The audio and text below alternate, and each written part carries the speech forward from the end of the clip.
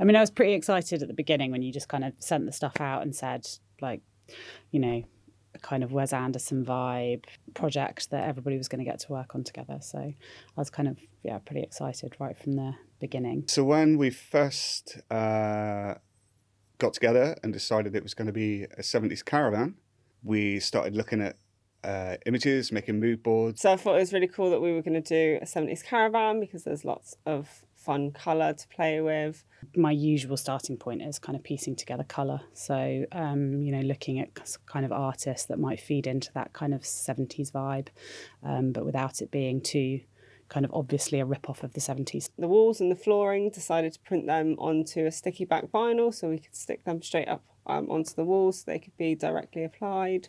And something that really stood out for me was the old shabby looking garish veneers, and we knew that we would be able to print that on a adhesive vinyl. First thing I thought of was how we're going to get light into the caravan and how we're going to get it in convincingly. So luckily they all have giant kind of picture windows, and we need a big light coming in from one side as a direct sunlight, and then I worked with Pip on the direction of the sunlight from his background so they could match. So the large format photographs, so the scenery outside the window, we had to make sure that the light was in the same direction as the light coming in from the studio lights. I wanted a scene of Plymouth, so I did my research, found a few spots to go to, and went there and took a few shots on the day of overlooking the whole of Plymouth. Yeah, when the background images were shot and lit properly, it looked really realistic and it looked like as if you were there, which is what we tried to achieve. Started looking at how the Digital Print Bureau could be involved in those kind of different processes. So things like the background. I've worked with Rusty before in film where we've created backdrops before. We decided in this instance to print them onto fabric, which allows us to then reuse them. They can be used as a resource in the ERC afterwards. We used panoramic and stitched all the images together to make one big picture rather than just a small individual picture. So it was combined of 6 to 7 images all put together just to make the big landscape. So there was a bit of a timeline of things. So certain things had to be done first. So obviously Harrison had to build the shell of the caravan before we could start applying the vinyls and getting all the other bits and pieces into the set.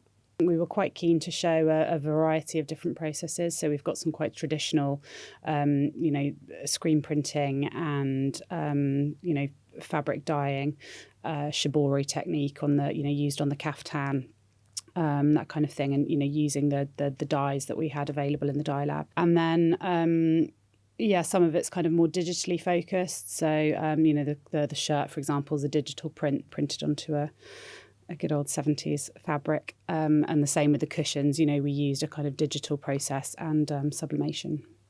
I wanted to keep with the time frame of the TV shows that were out there for children. I was thinking, well, stop motion, So we decided to try and put together our own TV because we couldn't source a TV which looked like it was from the right time period. So I looked into older style logos, but then settled on something that kind of looks a bit like the BBC logo, which did change several times over the years. It was very nostalgic seeing those logos, so I decided really to go with something that looked like the BBC logo, but said AUP. It's all about having kind of, conversations between everybody that was going to be participating in that. The Sew Lab, really importantly, certainly from a costume perspective and, really talking over, and as I said, we wanted it to be 70s, but a 70s vibe without it just being a kind of complete copy. But the guys in costume have got so much knowledge about exactly what came in and in what part of the 70s. And there was a lot of discussion around the kind of overall look that we were going for. And then obviously, the types of fabrics that we were using and therefore what process was the most fitting for each of the items that we made. Some of us techs have done projects together before, but we've never done anything like this, where it's a specific time period and trying to make it look authentic. And that was the exciting part of this challenge, was to really go back and look at how everything was in the 70s and try and replicate it. It wasn't actually until later on I thought, hang on, the hoe, Smeaton's Tower, that could be the sole kind of staple for Plymouth, and then have characters and add in a storyline between that. And then it actually became 3 small comedy kind of sketches. Thoroughly enjoyed the experience. It was absolutely amazing to be working together with everybody. A lot of people that you didn't work with before came together, got insight on how they work. Because it was a whole set. So there were, stuff coming together that wasn't just fabrics for a particular outfit. It had a wider grouping, I suppose. It was about looking at the bigger picture rather than just, an individual outfit or collection of prints, for example. It kind of had more depth to what it was going to be for, which generally kind of, when we're just working and teaching, that's not something we would do so much of. So, yeah, it was really nice to work together. It was looking amazing, the job that everyone had done on the set anyway. But as soon as we put the lights on and sat people in it, it was like, wow, we've definitely got this. Yeah, it was awesome. When we started building the set and putting all the parts into the Caravan and started doing test shoots and test photographs, it was exactly how I envisioned it. It really felt like everyone had the same vision, and it just flowed together. Everyone worked really well together.